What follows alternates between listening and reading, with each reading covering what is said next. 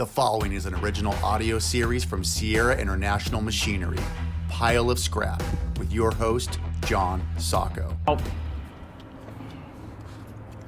Like the plate, okay, there's Nucor and SSAB supply us the plate for these balers, right? Isn't that crazy though? A baler for the recycled materials industry is actually being made with materials from recycled materials. It's crazy. Yeah, it's incredible. Yeah, so the inside this machine, let me show you over here. The liners, because these machines are lined with Ardox 450. That's made at the Mobile, SSAB, Mobile, Alabama. See those strips on the floor there? Yeah, I do.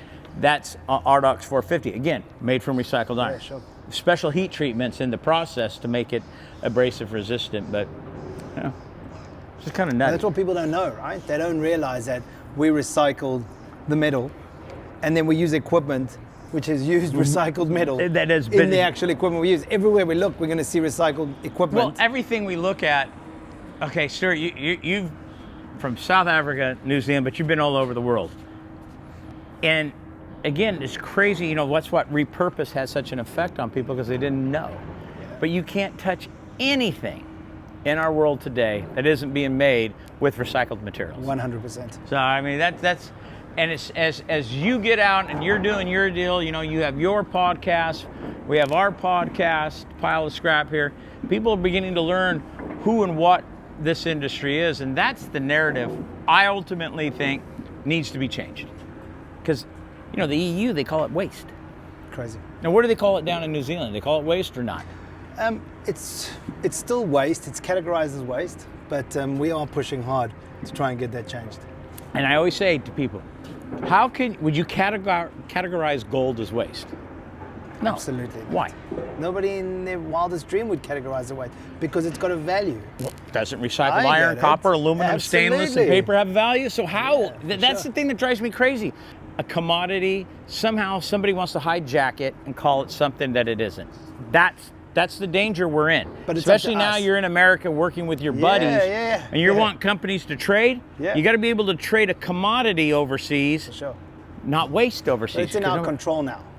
Like, we have to put our foot forward. We have to actually have the effect that we want. We can sit here and complain, or we can actually do something about it, which is what you and I are both doing. Our good friend Michael, etc., getting out there to make the change. Oh, they're real, aren't they? This is not real. It's not. Hello, this cannot be real. So how old is this? 27 months. All our forklifts here at Sierra are 27 months old. So 27 months, if I do the maths, that's over 2 years. Yeah. Right? That is insane. I don't have, you know, brand new equipment doesn't even arrive this clean sometimes. You know, I always give you shit. I always wind you up on your messages on social media because you show this, and I actually don't ever believe that it's real. Like, I'm saying, this has come straight out the box. The fact that you've run this for 2 years is incredible. And then I can see the forks and I can see it has been run. But look at the floorboard. See, this is the area the abuse of the seats and the floor. Nobody ever wants to clean that out either. But you could see it for you. Look at the floor. No, look at the tires. It's been used. Look at the tires.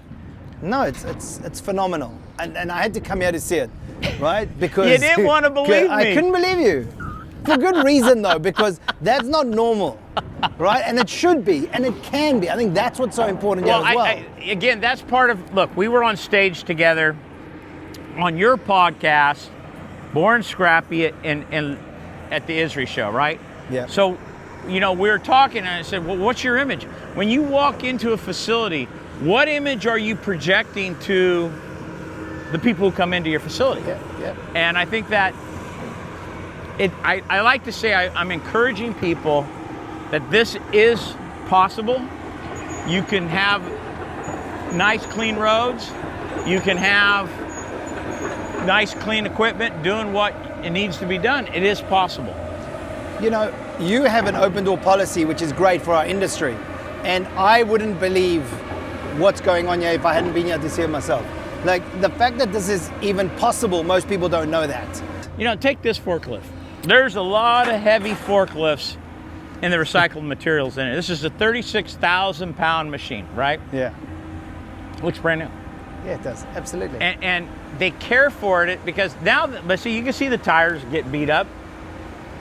Well, that's just proof for me that it's been used. Otherwise, I wouldn't know if it just hadn't come straight out the box. Oh, that's what I did before you came Yeah, in. I go, change give me used the tires. But Honestly, I would believe that. But see, the thing is again, safety, right? You've been to yards throughout the world that safety does not matter, right? Correct. So, as I said, the back of your forklift defines your safety program. Yep. You're not allowed to hit anything because if you're allowing it, you're telling that employee, go ahead and hit a human. Yep. What you walk past is the standard you're willing to accept. So if you walk past that and you see a whole lot of smashes on the back of it and you're willing to just accept it, and you leave it, then you're willing to accept it. If you stop it on day one, it shouldn't happen again. But you have to set up the process to make sure it doesn't. And it does. And I try to tell people who've asked me this. It doesn't happen overnight. The culture, you got to get buy-in, and ultimately, what does our industry lack? The ability to hire people, because the job market's so thin, right? Yep. Well, if you're coming here and you're giving somebody a tour, do you want to work here? And they say, well, that's a nice forklift you operate. Oh, okay. Well, no, they're 27 months, and this is how we keep our, equipment. Now you might attract somebody who actually cares about something more than just. They want to be part of something positive. I mean, that's a great story. I mean, I can think of exactly trying to hire people, bring them into the yard, taking them on a yard tour, and being embarrassed sometimes about, oh, you're going to sit in this piece of equipment for the next 3 months, even if it's just while you're training. Nobody wants to do that when the seats are broken. I mean, basics, just like your seats being torn up. It's a tough enough industry as it is, right? Yeah. We're trying to reduce emissions, Yeah. right? And some of our business partners are asking us, what are we doing to reduce emissions? We have a huge solar farm that you can't see on top of the building over here. And it's everything, the little things. The hydrogen, you get less gas, less smoke. Yeah. I mean, you're going to get smoke from torching, but you don't have, it's reduced. And it's faster. As you see over there, there's our vacuum sweep. So let's go follow that for a second. Yeah, I noticed you have a vacuum that makes sure that gets rid of all the dust. Well, it's the dirt. But see, in your stormwater, dirt could have micro elements of copper and aluminum and iron. And in California, your stormwater, you have a standard to meet. And without sweeping, you're never going to meet it. Sure. Without the vacuum sweep, we would have never made it. Now, if you see there, look at the difference in the road from where he's sweeping and because trucks come in here all day, so the dirt that's tracked in this facility is enormous. Every material recycling facility has that problem. Absolutely. Most people would think, hey, this looks good, right? That's what I thought earlier. But now, and that's why I told you I wasn't real thrilled with what was going on. It doesn't look like a metal recycling yard, a material recycling facility at all, but it should. This is what we should be setting a standard. And if we're able to get people, like I said earlier, if people see this, then they'll know that it can be done. I think the biggest challenge in all of this, there's a cost. Of course. And look, it was Chris Shepard at BIR in Dubai a couple years ago who said, you can't have profit or environmental stewardship. You have to have profit and environmental stewardship. Yeah. And the trick though is with the rising cost of all of this is how you stay profitable. That's a bit of the trick. Yeah. Because there's a cost to doing this. Just because we do it doesn't mean there's no cost. There's a monster cost. Look, we all have a moral responsibility to our environment and to the safety and health of our employees. There's a cost that comes with that. See, in this industry is coming up to understanding that cost has to be accounted for in everything we do, because it just doesn't. Yeah, this doesn't happen. It doesn't fall out the sky. No. I get that, but at the same time, people can do it slowly. People can take one step at a time. It doesn't have to be like this on day one. And also, the customer experience that your customers will have here compared to going into a dirt-filled pit with getting punctures, flat tires. Right. And it's chalk and cheese. There's got to be a return on investment as well. I think you could probably calculate. We think yard organization is important, and if a customer comes in here and they can get in and out of here and they aren't puncturing their tires and they're not going through potholes and mud and stuff during rainy season, but it's just, you know, a wet road, that's highly, you know, beneficial. Absolutely. Yeah, and desirable if you're in. Now, I'm going to show you something. You know, we do have an open door policy here, Sierra. You know, a lot of my friends, but when I was doing table scraps, Alton from CMC says, hey, why don't you have chocks for your rail car? Even though you have a brake, they can fail.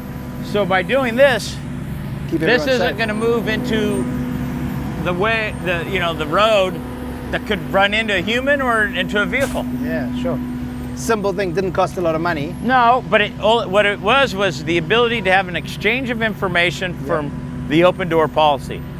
Absolutely. That simple conversation, even though we had fun making a cooking show, actually made Sierra safer because we're doing that. Comes down to collaboration within the industry. Well, and I think that's important. I think that's why it goes back to this communication of that we're doing.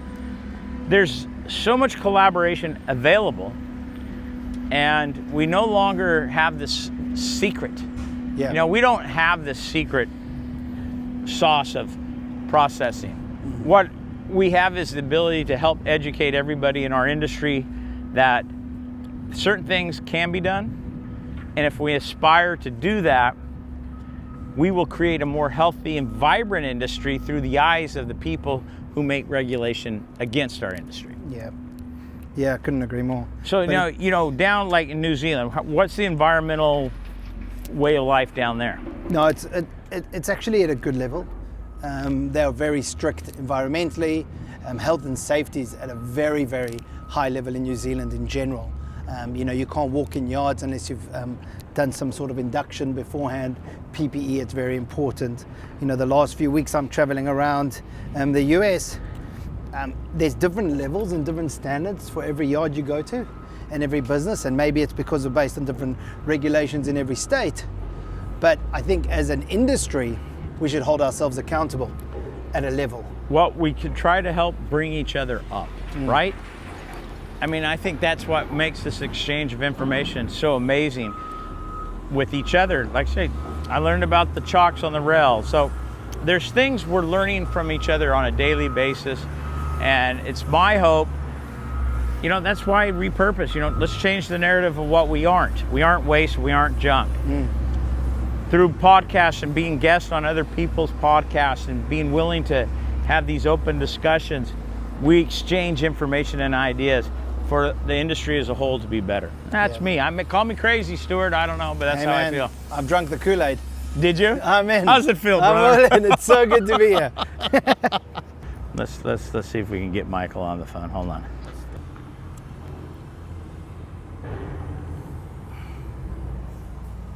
This is his opportunity. Yo! Oh, what are you doing? Why aren't you here?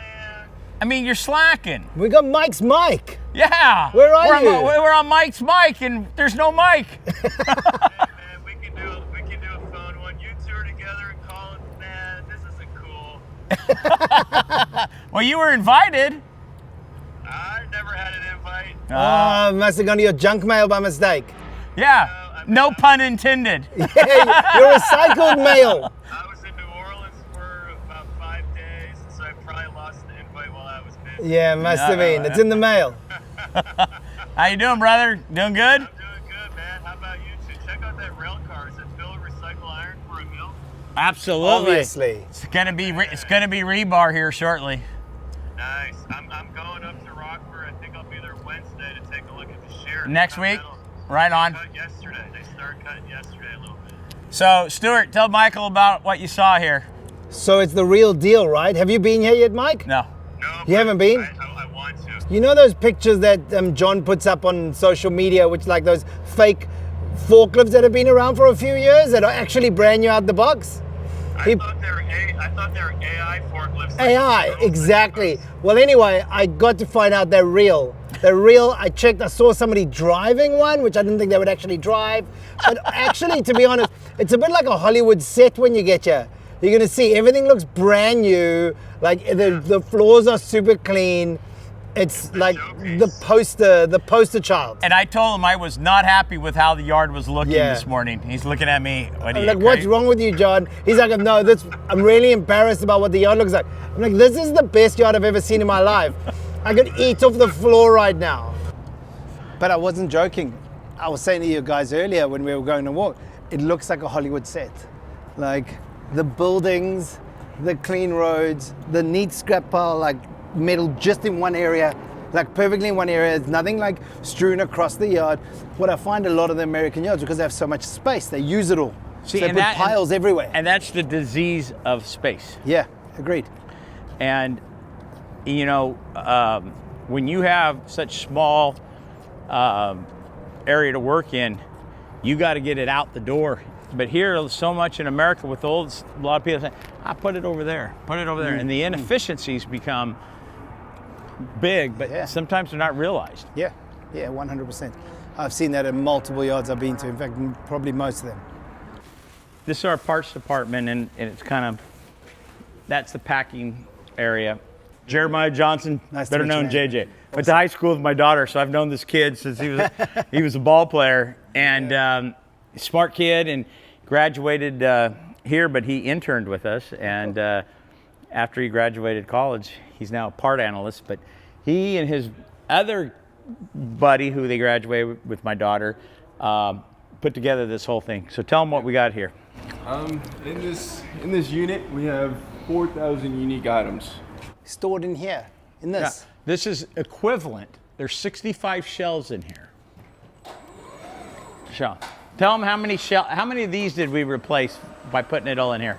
Roughly 13. But look, to show them, give them an example of everything. So we not only moved all of these parts, we also renumbered them as well. We gave everything a group and a category. So we grouped and categorized everything. And we're using QR codes now for better, deeper descriptions of the part, what machines they go to. I can't lie, I've never seen something like this. That's too cool. So it's, it stores, we use height as our advantage without having to have people climb up there or anything like that. You know how many parts of the world, I mean, I'm sure it's in lots of parts of the world, but would benefit from this because space is constrained. I mean, I think about New Zealand and property is so expensive because it's a really small island. Like, just makes sense to go up. Yeah, and it's really not that expensive of an investment, but the beauty, I mean, it's always like anything else. The setup is what took forever, okay? If you will. It didn't take forever, but it feels like it took forever, right? Yeah. It's like anything though. That change management is so important to get, but once you're through that, like the efficiencies that can be achieved are huge. In our industry in general, people are always worried about change. Well, look at the name of ISRI being changed to REMA, the absolutely. recycled material. There's people who still, it makes a difference already. And give it a bit of time, and it's going to be absolutely normal. Okay. REMA will be the norm. Thank you, JJ. JJ, good to meet you, man. Thanks, man. Awesome, bro. So, the warehousing goes, there's different components. Like here's all the shear blades, all right? Yeah. You got to have shear blades. Even though we're not a shear blade manufacturer, our customers rely on us to stop blades because we sell them to them as well. You know what pumps cost? Yeah, lots of money. You got a fair few of them. So this is the room that I think you'll get the biggest kick out of.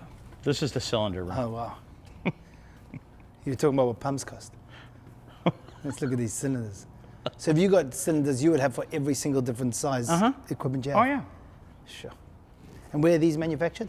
The green is coming from Italy, red is coming from America. Georgia, gotcha. Yep, from Georgia. So the green for Italy, are they your bigger, what do you bring in from Italy? Oh, those are like our 1,100-ton shear that Michael talked about. We're installing an 1,100-ton shear for them right now in Illinois, our portable baler loggers, 1,100-ton, 900-ton, 700-ton, 500-ton shears, even as big as a 1,500-ton shear. Right. We stock these components regardless, like for instance, I'll show you something. It's a different level of commitment here at Sierra.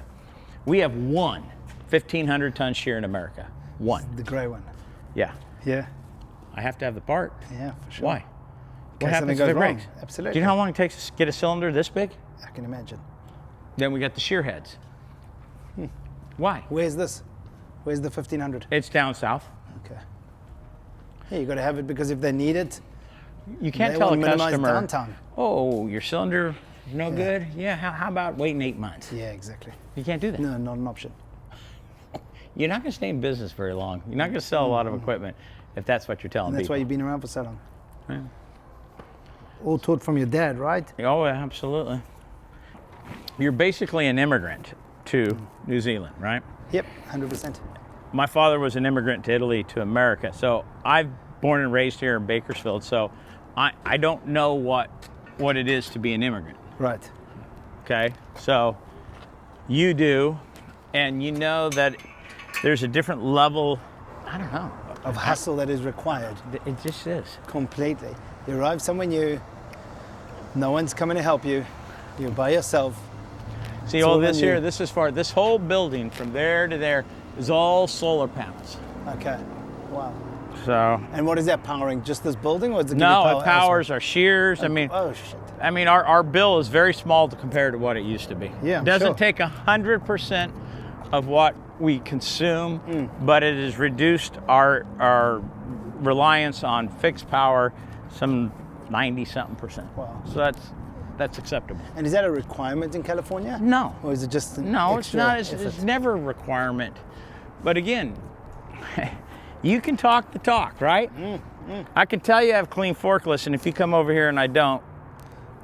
So if you're telling your customers we're trying to reduce our carbon footprint through not only for our industry, but ourselves by putting a solar farm up top on these roofs, well, you're a little bit more than, just saying it. You're doing it. for sure. You gotta be able to do it, because if you're not doing it, they'll find out. The bullshit gets found out pretty quick. Agreed. What are we doing here? Here's more parts, because in California, we separate the buildings because the maximum liability insurance will give you. Okay. So in any one building, we want to maximize or minimize the exposure. So when you get to the limits of that, what assurance they'll give you, that's all you'll have in that building. Got you. So we package, we do a lot of part packaging here, and more, more parts, shelving. See, we're in a process of reorganizing. You see some empty shelves here. Yeah. So we're moving stuff all the time, and we're trying to, enhance what we do and reduce the exposure to any one place. Like you'll still see over here, you see more shear cylinders. Okay, these used to be all in that one building, so It's too much exposure. too much exposure because you're at the limits of your liability. So you spread it out into different buildings. Makes sense. And then the grabs? Yeah. These are for your For the zero portable material- balers that have grapples, and then for our material Oh, your handlers. material handlers, Yeah. And everything you see here as far as the parts go is post customer support. None of what you see here goes into the manufacturing of any new machine. This is all post support for sales support for our customers. Yeah. You got all these different liners and stuff like that because it was- customer calls and you're ready to go. Try to Time's important, right? Somebody has a breakdown. It needs to get out there. It needs to get them as quick as possible. And that's what Amy was saying on her post a couple of weeks ago. She was talking about the service. Right? So after you buy stuff, it's not just about the price. It's more about how they're going to service you afterwards. Are you able to get to them with spares? Are you able to sort out any issues and reduce that downtime?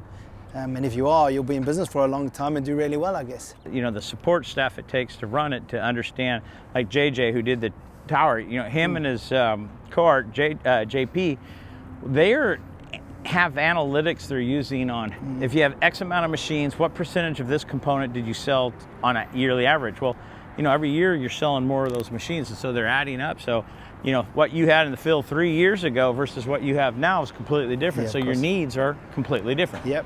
Like I said, we're not perfect. We've made mistakes. We're just trying to get better.